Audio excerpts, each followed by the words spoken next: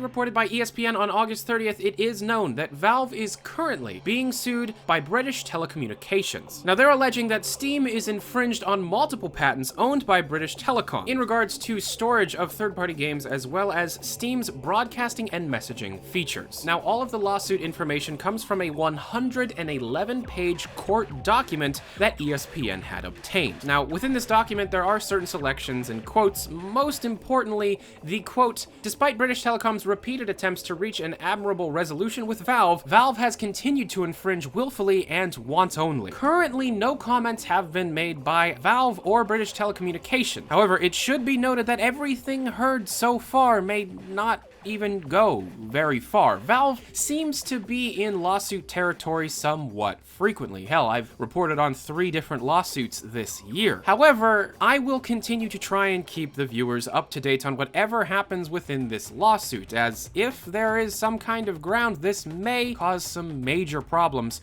within Steam as a service. However, it is very possible that not much information will come from this lawsuit until a settlement or a verdict is reached. In other news, a recent Steam beta update brought many new features to the Steam controller. Most importantly, it is finally now possible for your controller to config specifically to big picture mode, which is something that has been known as coming soon since the release of the controller itself. This comes along with the ability to use the main Steam button in conjunction with others. A few other new functions can be applied to the button, such as zooming within certain operating systems and powering down your entire PC using only your Steam controller. Now, these features come alongside the recent announcement of some talks being hosted by Valve at this year's Steam Dev Days conference. Of the 8 currently announced talks, 4 are hosted by Valve employees, including the talk's 10 tips for launching a PC game, anticipating and managing fraud, video content on Steam, and the psychology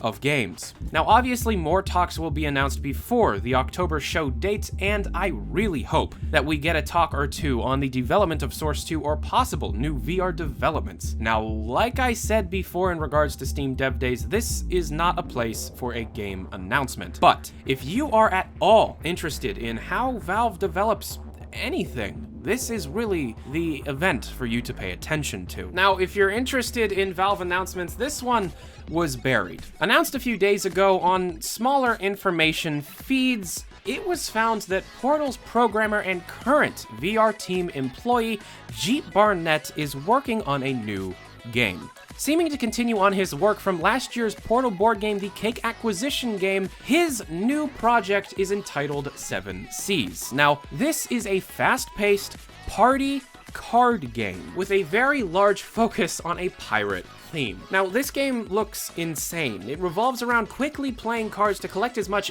booty as possible, to be weighed on one of the most cleverly produced game boxes ever. The game seems fun, and due to the track record of Jeep being Portal, Left 4 Dead, Counter-Strike Global Offensive, and the Portal board game from last year, I definitely see this as being very fun, especially with friends. Now, this is where it gets weird. Currently, it is up on Kickstarter, which means this is an independent project from Valve. However, very much want to stress, I am not sponsored by anybody involved in this project. However, if anybody does want to be able to support this game, the Kickstarter is down in the description below, and you can get the complete game, special cards that are designed by a very, very talented artist, and like different pieces of what are called booty to be weighed on the scale that is also the game box is $27. There is a video on the Kickstarter page that is one of the most creative Kickstarter campaign videos that I've seen in a while, and there are appearances from other Valve employees. At least I did see one of the animators in the video. I do really recommend checking that stuff out if you are interested. Now, lastly, I do want to let everybody know that I currently have a Dota 2 catch-up video and a competitive Team Fortress 2 catch-up video written. However, I let my Twitter followers vote on exactly which video I was going to make next, so sometimes I have polls on Twitter. If you're interested in at all participating in that, my Twitter link is down in the description below, and also, I have a lot of very interesting content lined up, especially for this month. Seriously, I'm not gonna go into it, but just look forward to it. And I'm also going to be doing community-related projects too. So if there is any kind of Valve community project that I should be focusing on, learning about, and reporting on, please feel free to tell me anything, whether it's your mod, a friend's mod, or a mod that you think I should be reporting on. Don't hesitate to tell me. You can always email me. My email is always down in the description below, or you can send me a Twitter DM, comment, and I'll try to respond to you as quick as I possibly can. Also, as a very quick side note, if anybody had seen those streams that I did with my girlfriend Electra, where she played Half-Life 2, she recently opened up her own channel. It's called Electra News Network, because why not? And there's a video up on there that seems to be getting some pretty good feedback. So if anybody is interested in seeing my girlfriend play video games, if you were part of those live streams that those happened, I do, maybe check out that YouTube channel as well. That's also down in the description below. Anyways, thank you very much for watching. I'm Tyler McVicker. This is Valve News Network. Have a good day. Adios.